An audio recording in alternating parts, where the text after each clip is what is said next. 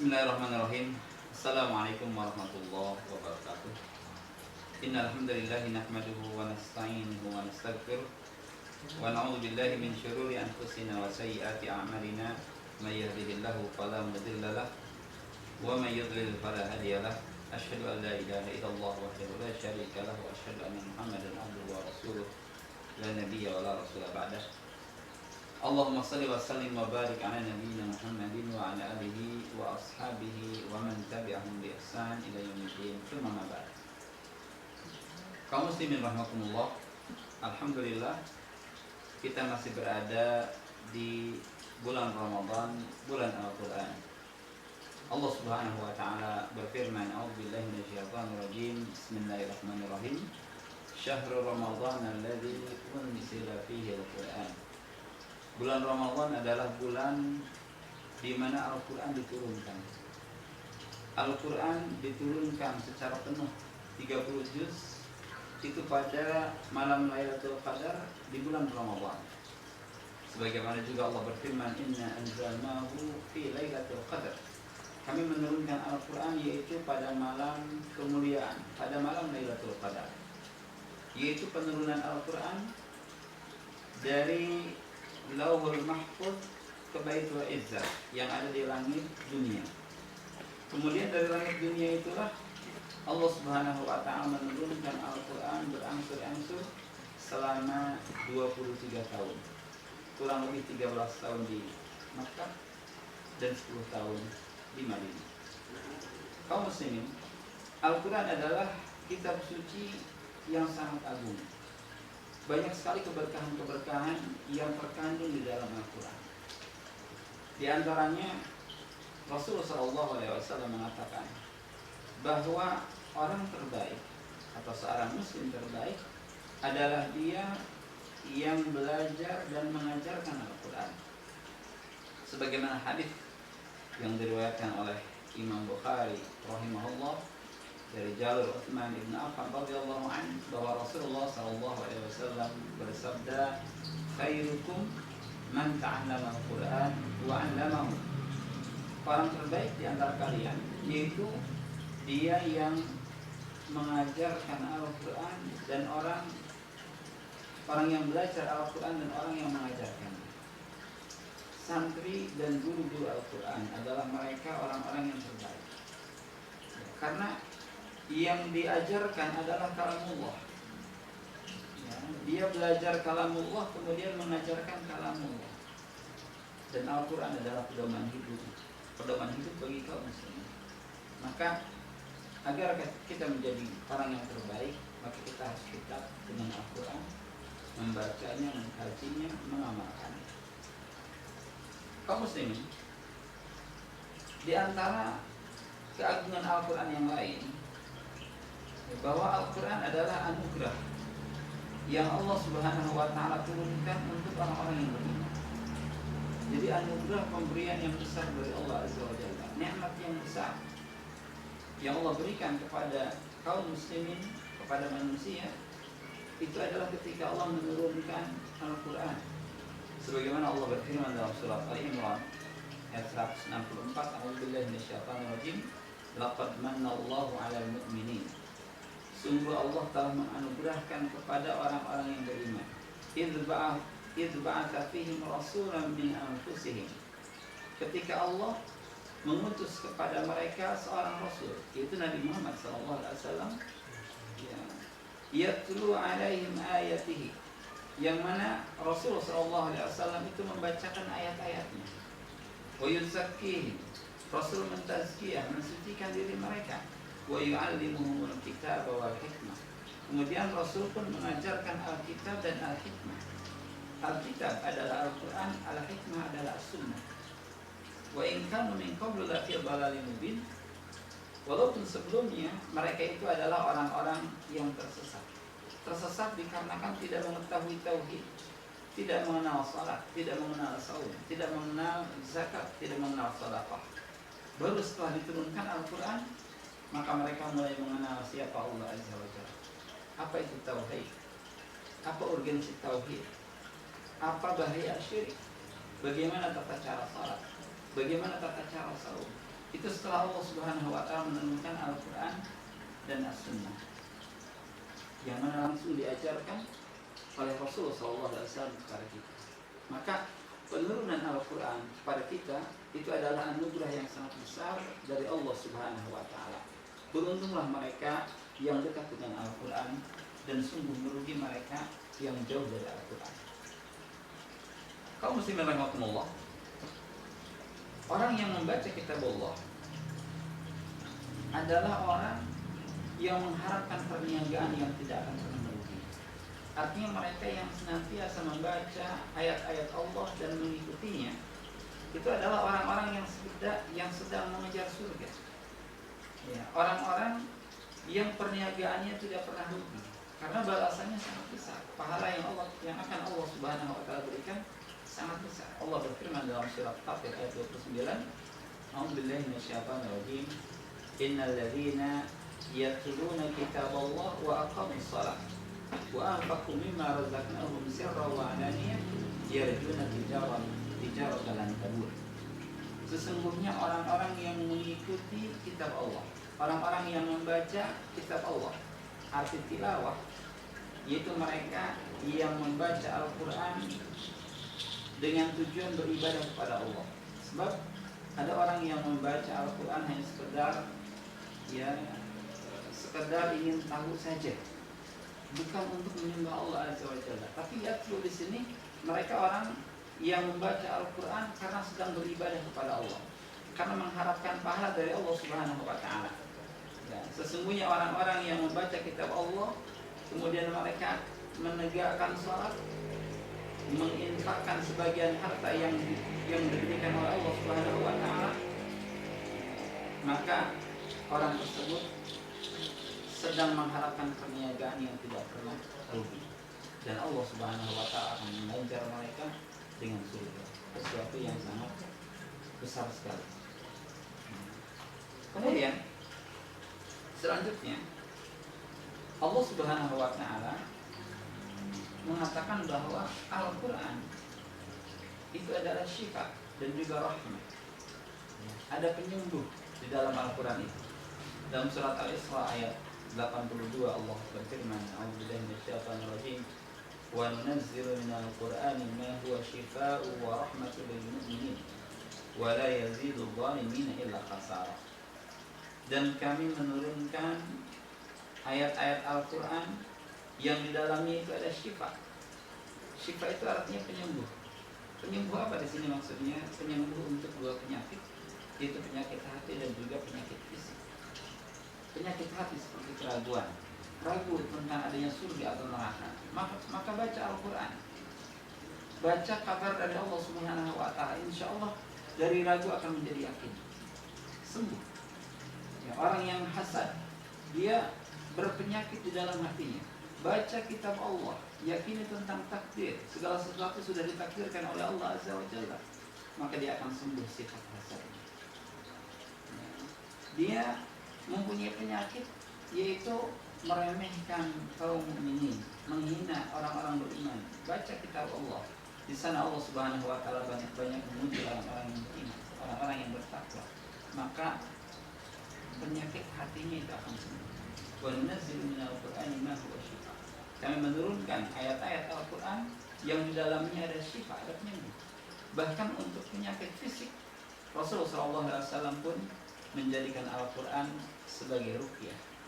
Beliau SAW kalau sakit akan meletakkan tangannya di tempat yang sakit, sakit panas, dia meletakkan tangannya di tempat yang sakit, atau sakit perut, meletakkan tangannya di perut, kemudian mulai membaca Al-Quran. Biasanya yang Rasulullah SAW baca yaitu surah Al-Fatihah, Al-Mu'awwidzat, ya, Al-Ikhlas, Al-Falaq, An-Nas, kemudian ayat kursi. Ini ayat-ayat syifa. Dan pada hakikatnya seluruh Al-Quran dari Al-Fatihah, Al-Baqarah sampai An-Nasnya itu adalah syifa. Itu adalah ayat-ayat ruqyah. Ya, maka kita dianjurkan untuk meruqyah diri kita, untuk ketenangan kita, untuk kesembuhan kita. Wa nunazzilu minal Qur'ani ma huwa syifaa'un wa rahmah. Dan juga sebagai rahmat, ya, ketenangan, kasih sayang lil mu'minin, ini khusus untuk orang-orang yang beriman. Ya, sebab bagi orang kafir, tidak mungkin orang kafir menjadikan Al-Quran sebagai penyembuh. Tidak mungkin orang-orang kafir meruqyah dirinya dengan Al-Quran. Ini khusus untuk orang-orang beriman. Wala yazidul zalimina illa khasara. Dan orang-orang zalim itu tidak akan menambah sesuatu kecuali kerugian. Ini diantara keagungan Al-Quran, yaitu Al-Quran sebagai syifa, Al-Quran sebagai rahmat bagi orang-orang yang beriman. Kemudian Al-Quran ini adalah kitab yang paling diberkahi. Dikisahkan bahwa atau diriwayatkan bahwa Allah Subhanahu wa taala menurunkan 4 kitab yang harus kita imani. Ada Taurat, ada Zabur, ada Injil, ada Al-Quran. Keempat ini adalah kitab suci. Kitab suci umat Islam pada zamannya. Dan kitab suci teragung yaitu kitab suci yang diturunkan oleh Allah Azza wa Jalla melalui malaikat Jibril kepada Nabi Muhammad SAW berupa Al-Quran. Ya, yaitu kitab suci yang membacanya adalah ibadah dan diriwayatkan secara mutawatir. Al-Quran ini diriwayatkan secara mutawatir. Sepakat para ulama ya tentang kesahihan Al-Quran. Bahkan tidak ada yang meragukan Al-Quran, tidak ada yang meragukan kesahihan Al-Quran kecuali dia kafir karenanya. Quran yang penuh dengan keberkahan. Sebagaimana Allah berfirman, Inna anzalnahu fi lailatin mubarakah. Kami menurunkan Al-Quran itu di malam yang penuh keberkahan. Di malam Lailatul Qadar. Banyak sekali keberkahan dan keagungan Al-Quran. Ya, yang pertama, Al-Quran itu adalah kitab yang diberkahi. Yang kedua, turun pada malam yang paling diberkahi. Sebab tidak ada sesuatu pun yang berhubungan dengan Al-Quran kecuali akan menjadi sesuatu yang paling berkah. Kita lihat yang menurunkan Al-Quran, yang membawa Al-Quran kepada Nabi Muhammad SAW adalah Jibril alaihissalam. Nah, Jibril alaihissalam adalah malaikat yang paling berkah. Dia Rasulullah di kalangan malaikat, sebagaimana Nabi Muhammad adalah Rasulullah di kalangan manusia. Malaikat yang lain sangat taat terhadap Jibril alaihissalam, sebagaimana kita taat pada Rasulullah SAW. Jibril menjadi malaikat yang paling diberkahi sebab Jibril ditugaskan oleh Allah untuk membawa Al-Quran.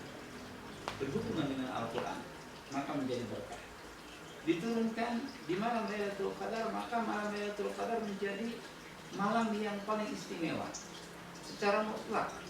Dari 360 malam dalam setahun lebih, itu malam yang istimewa secara mutlak itu malam Lailatul Qadar. Karena di malam itu Allah Subhanahu wa taala menurunkan Al-Quran. Ketika Al-Quran ini diberikan kepada seorang Rasul yang bernama Muhammad SAW, maka Nabi ini pun menjadi Nabi yang paling berkah, Nabi yang paling banyak pengikutnya, Nabi yang mempunyai syafaatul uzma, Nabi yang akan pertama kali masuk ke dalam surga, ya, Nabi yang paling diberkahi, Nabi yang paling disayangi, dikasihi oleh Allah Subhanahu wa taala. Ya, ini Nabi yang paling berkah karena diturunkan kepadanya Al-Quran. Pengikutnya dari masa ke masa terus bertambah. Bahkan sampai saat ini pengikutnya terus bertambah. Berkah karena keberkahan Al-Quran. Al-Quran diturunkan di Mekah dan Madinah. Maka kedua kota ini menjadi kota yang paling diberkahi. Ya, bahkan tempat yang paling Allah cintai yaitu Mekah, kemudian Madinah. Dua tempat ini pun adalah dua tempat yang khusus tidak dimasuki oleh Dajjal karena keberkahan tempat. Ya, orang-orang yang ada di sana akan merasa aman, merasa nyaman karena keberkahan Al-Quran.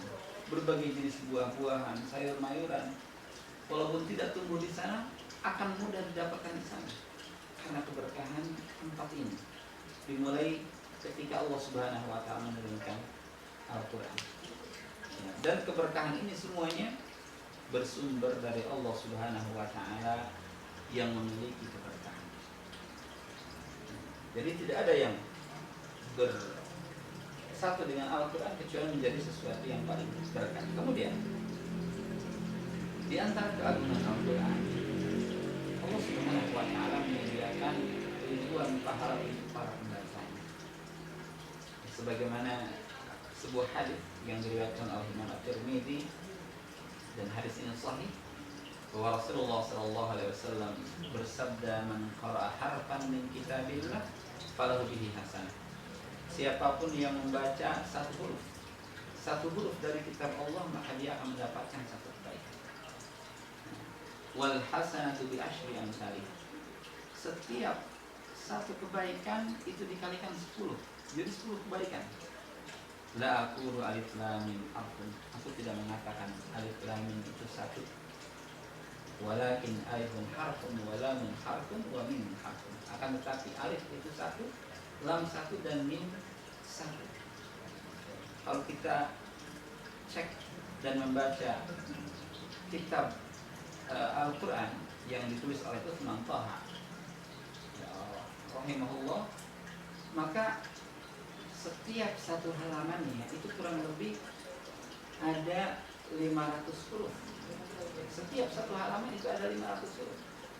Artinya 500 dikali 10 ini menjadi 5.000 kebaikan di setiap halaman Al-Quran.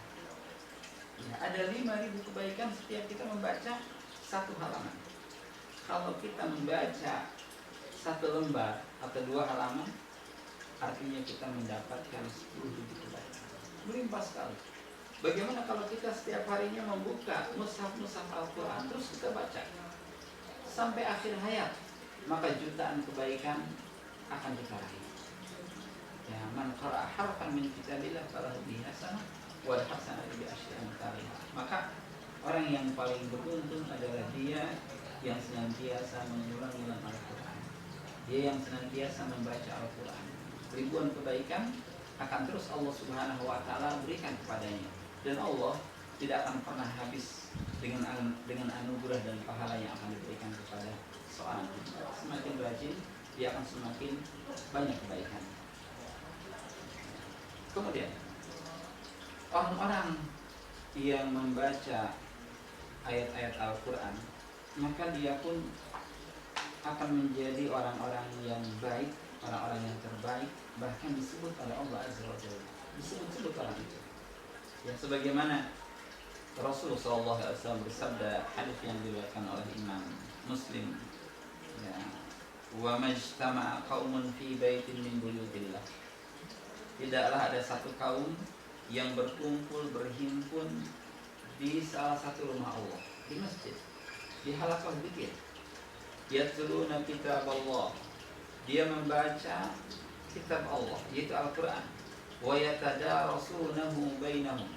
Kemudian mereka saling belajar, saling mengajar, ya, mencoba memahami ayat-ayat itu, mencoba memahami tafsirnya, ya, belajar membaca, bagaimana tata cara membacanya, belajar makharijul hurufnya, belajar makna-maknanya. Wa yatadarasunahu bainahum, saling belajar dan mengajar di antara mereka. Illa nazalat alaihim sakinah, maka mereka akan didatangkan sakinah atau ketenangan, akan turun ketenangan kepada mereka. Ya. Illa nazalat alaihim sakinah, akan turun ketenangan kepada mereka. Wa ghasyiyatuhumur rahmah. Yang kedua, mereka akan diliputi oleh rahmat, ya, kasih sayang dari Allah Azza wa Jalla. Dan orang kalau sudah mendapatkan rahmat Allah, dia pasti masuk surga dan akan terjauh dari neraka. Wa hafathumul malaikat, dikelilingi oleh malaikat, ya, karena malaikat ridha dengan apa yang mereka lakukan. Wa dzakarahumullahu fi man indahu, dan Allah Subhanahu wa taala akan menyebut orang-orang itu di sisi malaikat yang ada di dekatnya. Allah puji orang-orang yang sedang belajar Al-Quran di masjid-masjid itu, orang-orang yang sedang belajar tajwidnya, makharijul hurufnya, tafsirnya, ya, makna kata-katanya, makna ayatnya. Allah akan menyebut mereka satu persatu. Wa man batta'a bihi amaluhu lam yusri bihi nasabuhu, dan siapapun yang lamban amalnya tidak akan dicepatkan oleh nasabnya. Artinya di sini tidak berlaku nasab. Walaupun dia keturunan, ya, bangsawan, keturunan orang-orang hebat, keturunan orang-orang kaya, ya, atau keturunan alim ulama, tapi dia sendiri lambat dalam beramal, maka orang-orang baik di sisinya itu tidak akan mempercepat amal. Maka setiap kita harus membaca Al-Quran, dan setiap kita harus senantiasa mentadaburi Al-Quran, agar mendapatkan keistimewaan yang Allah Subhanahu wa Ta'ala berikan kepada kita. Kemudian selanjutnya, orang yang membaca Al-Quran itu akan mendapatkan syafaat pada hari kiamat. Syafaat dari amalan Al-Quran itu, dari amalan qiraahnya itu. Rasulullah SAW bersabda, "Iqra'ul Qur'an fa innahu ya'ti yawmal qiyamah syafi'an li ashabihi." Bacalah Al-Quran, karena Al-Quran akan datang pada hari kiamat memberikan syafaat kepada para sahabatnya. Sahabat Al-Quran itu dia yang membacanya, dia yang mentadaburinya, dia yang menafsirkannya, dia yang mengamalkannya. Ini adalah sahabat-sahabat Al-Quran. Iqra'ul Quran fa innahu ya'ti yawmal qiyamah syafi'an li ashabihi. Baca Al-Quran, Al-Quran akan datang pada hari kiamat memberikan syafaat untuk para sahabatnya. Ya, semoga kita menjadi para sahabat Al-Quran, dan kita sangat butuh dengan syafaat itu. Ya, syafaat itu bisa menjadikan seseorang naik derajat yang seharusnya dia di derajat 10 di surga, karena syafaat didorong menjadi derajat 100. Yang harusnya dia tergelincir ke dalam neraka, karena syafaat dia ditetapkan di atas sirat. Yang seharusnya dia lambat masuk neraka, maka akan dicepatkan dikarenakan syafaat. Ya, ini syafaat yang akan diberikan ya oleh Al-Quran kepada orang-orang yang memang membacanya, memahaminya, dan juga mengamalkannya. Itu para sahabat Al-Quran. Kemudian Imam Muslim rahimahullah pernah mengumpamakan manusia dengan Al-Quran. Jadi ada beberapa jenis manusia, sebagaimana sikap mereka terhadap Al-Quran.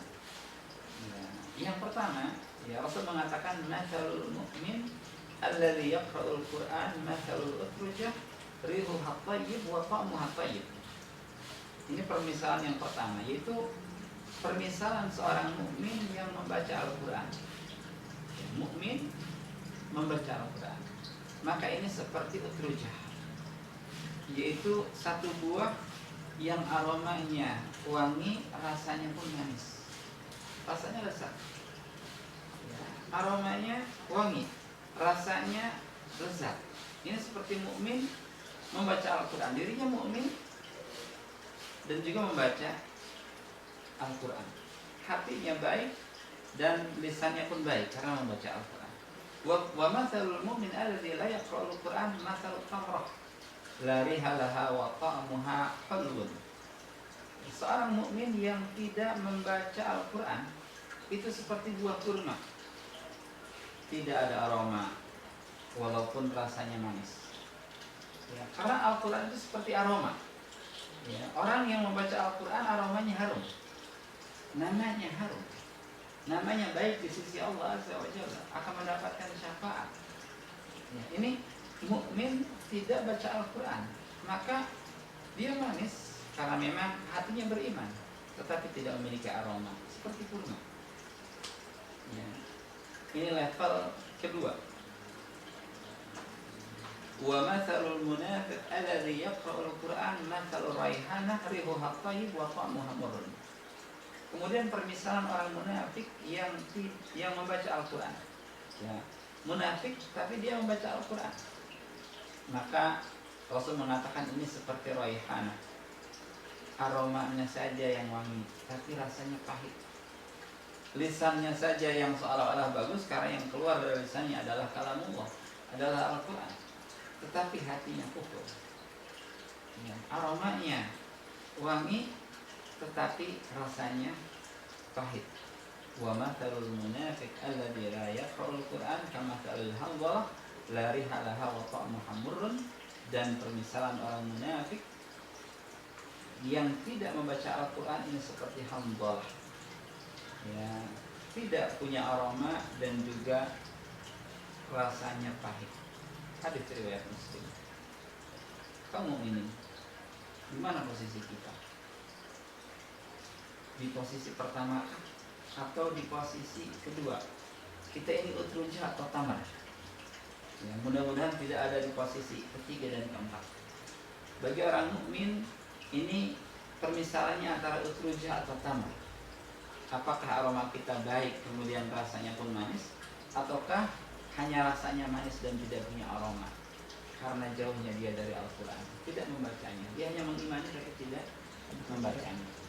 Jelas yang derajat tertinggi yaitu derajat utrujah, dia yang harum dan juga dia yang manis, dia mukmin dan juga dia sering tilawah, sering membaca Al-Quran, ya, apalagi di bulan Ramadan ini. Kaum mukminin, manusia ini ada yang ditinggikan derajatnya oleh Allah Azza wa Jalla karena Al-Quran. Tapi manusia pun ada yang direndahkan oleh Allah Azza wa Jalla karena Al-Quran. Tergantung sikap kita. Jika kita mengimani Al-Quran, membacanya, mengamalkannya, maka diri kita akan tinggi. Di dunia kita tinggi, di akhirat pun tinggi. Tapi ada orang-orang yang dia rendah dikarenakan adanya Al-Quran. Seperti orang-orang yang kafir kepada Allah Azza wa Jalla, kafir terhadap ayat-ayat Allah. Ya, dia mengkufuri Al-Quran, maka dia pun rendah dikarenakan kufur terhadap Al-Quran. Rasulullah SAW bersabda, Inna Allah yarfa'u bihadzal kitab aqwaman wa yadha'u bihi akharin. Sesungguhnya Allah Subhanahu wa taala mengangkat, ya, beberapa kaum dengan Al-Quran ini dan merendahkan beberapa kaum dengan Al-Quran ini. Ya, kenapa ada kaum yang diangkat karena Al-Quran? Karena mereka mengimani Al-Quran. Dan ternyata keimanan itu berbeda-beda. Derajat yang diangkat oleh Al-Quran berbeda-beda. Tergantung semakin dalam dan semakin tinggi keimanannya.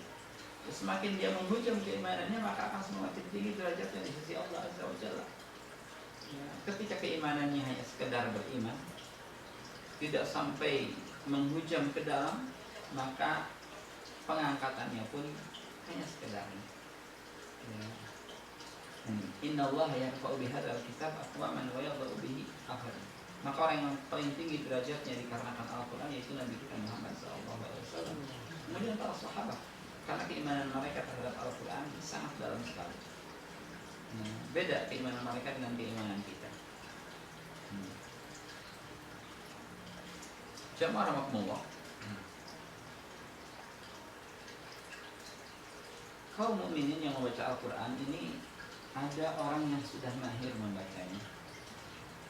Dia tahu makharijul hurufnya, dia tahu kapan berhenti dan kapan mulai, dia tahu maknanya, ya, sangat lancar sekali membacanya.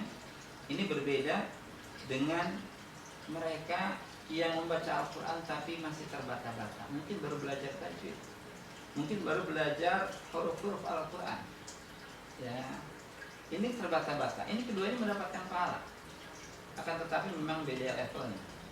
Rasulullah SAW bersabda, hadis yang diriwayatkan oleh Abu Daud dan hadis ini disahihkan oleh Syekh Al-Albani rahimahullah. Beliau bersabda, "Allazi yaqra'ul Qur'ana wa huwa mahirun bihi ma'as safaratil kiramil bararah."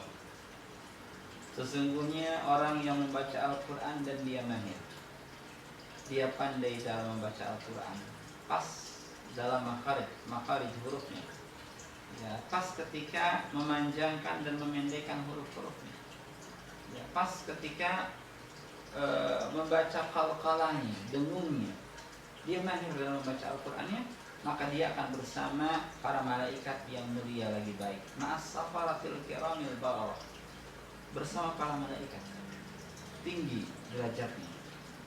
Walladzi yaqra'uhu wa huwa yashtaddu 'alaihi falahu ajrani.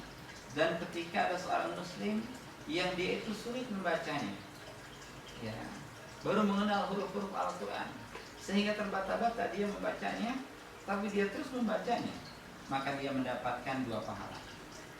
Ya, pertama pahala membaca Al-Quran, yang kedua pahala mujahadah. Ya, walaupun terbata-bata dia terus melanjutkan. Walaupun batu dia jatuh bangun dia terus membaca Al-Quran. Ini orang yang mendapatkan dua pahala. Pahala membaca dan juga pahala mujahadah. Pahala membaca dan juga pahala berusaha membaca Al-Quran. Ya, maka lanjutkan qiraah, lanjutkan baca Al-Quran walaupun kita masih terbata-bata. Banyak pahala yang Allah Subhanahu wa taala sediakan. Kaum mukminin, saat ini kaum mukminin sedang berpuasa. Jika puasa digabungkan dengan qiraah, maka ini pun akan mendapatkan pahala yang berlimpah. Ya. Keduanya akan memberikan syafaat. As-siyam wal Qur'an yashfa'an lil 'abdi yaumil qiyamah. Puasa dan Al-Quran akan memberikan syafaat. Keduanya memberikan syafaat pada hari kiamat. Ya. Yaqulu siyam, puasa ini akan berkata kepada Allah, Rabbi inni mana'tuhu ta'am wa syarab bin nahar Fashaffi'ni fihi. Wahai Rabbku, aku menghalanginya dari makanan dan minuman di siang hari, maka izinkan saya untuk memberikan syafaat. Wa yaqulul Qur'an, kemudian Al-Quran pun membaca mana'tuhun naum bil laili. Wahai Rabb, aku telah menghalanginya untuk banyak tidur malam. Fayashfa'an, maka keduanya pun memberikan syafaat. Allah mengizinkan. Ya, pahala saum dan pahala siang itu keduanya memberikan syafaat untuk para penghuni, orang yang berpuasa dan juga orang yang membaca Al-Quran. Kemudian selain membaca, maka Allah Subhanahu wa taala memerintahkan kita untuk mentadaburinya. Arti tadabbur yaitu membaca berulang-ulang setelah kita memahami sampai ada makna yang menetes di dalam hati kita. Itu tadabbur. Ya, baca surah Al-Ikhlas, baca tafsirnya sampai kita memahami betul apa yang kita baca dari surah Al-Ikhlas itu. Qul huwallahu ahad, Allahus samad, lam yalid wa lam yulad. Apa makna lam yalid wa lam yulad? Ya, kita baca, coba tafsirnya. Ya, Allah tidak beranak dan Allah tidak diperanakan. Kemudian kenapa Allah mengedepankan lam yalid baru wa lam yulad? Ya, karena di sini Allah Subhanahu wa taala ingin membantah orang-orang yang mengatakan Allah yalid. Sebab sampai saat ini jutaan manusia masih meyakini Allah yalid, Allah beranak. Yahudi meyakini Uzair adalah putra Allah. Nasrani meyakini Isa adalah putra Allah. Musyrikin Mekah meyakini bahwa malaikat adalah putri-putri Allah. Mereka meyakini Allah punya anak. Walaupun anak Allah berbeda-beda tergantung perspektif mereka. Tapi Allah katakan lam yalid. Allah bantah mereka. Allah tidak beranak, walam yulad, dan Allah tidak diperanakan. Walam yakul lahu kufuwan ahad, dan tidak ada yang setara dengan Allah. Biasanya sesuatu yang punya anak itu karena ada perkawinan yang setara. Kambing dengan kambing akan punya anak, manusia dengan manusia akan punya anak. Adapun yang tidak setara tidak mungkin punya anak. Perkawinan antara kambing dengan ayam tidak mungkin ada anak, dikarenakan tidak setara. Dan Allah mengatakan walam yakul lahu kufuwan ahad. Tidak ada yang setara dengan Allah Azza wa Jalla, maka bagaimana mungkin Allah punya anak? Ketika kita sudah memahami, kita baca terus-menerus berulang-ulang sampai ada hati yang mengagungkan Allah Azza wa Jalla. Ada makna yang meresap di dalam hati, itu adalah tadabbur. Dan Allah berfirman, afala yatadabbaruna al-Qur'an am ala qulubin aqfaluha. Tidakkah mereka mentadabburi Al-Quran ataukah hati mereka yang sudah lalai? Ya, kalau kita tidak mentadabburi Al-Quran, bisa jadi memang hati kita sudah lalai.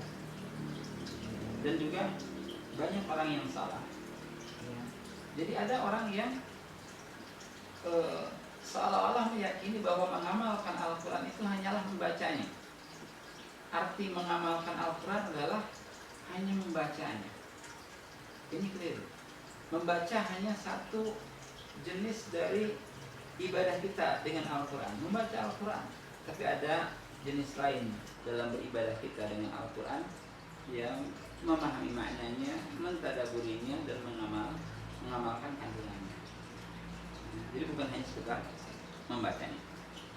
Nah kemudian, kaum muslimin rahimahumullah, Imam Ahmad rahimahullah dalam sebuah hadis yang dihasankan olehnya meriwayatkan bahwa Rasulullah SAW bersabda, Inna lillahi ahlina minan nas. Sesungguhnya Allah mempunyai keluarga di kalangan manusia. Qala qila man hum ya Rasulullah. Dikatakan, siapa keluarga Allah itu wahai Rasulullah? Qala, maka Rasul bersabda, Ahlul Quran hum ahlullah wa khassatuhu. Ahli Al-Quran adalah keluarga Allah dan orang-orang khusus di sisi Allah.